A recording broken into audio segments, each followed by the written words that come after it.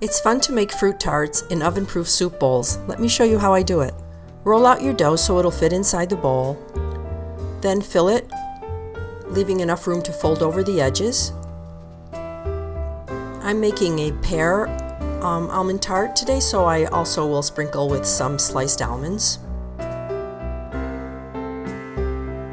Be sure that whatever bowl you use can handle the oven temperature. I'm baking at 400 degrees. It usually takes about 20 to 25 minutes. You should see the filling bubbling through, and the crust should be done to your liking.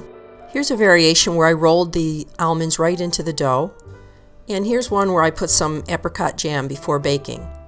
The tart that I'm reheating here is actually several days old, and what's really nice is you don't have to dirty any other dishes or pans to serve your tart in. If you decide to use this method, please be sure that your soup bowl can handle the temperature that you will be baking at. Happy baking!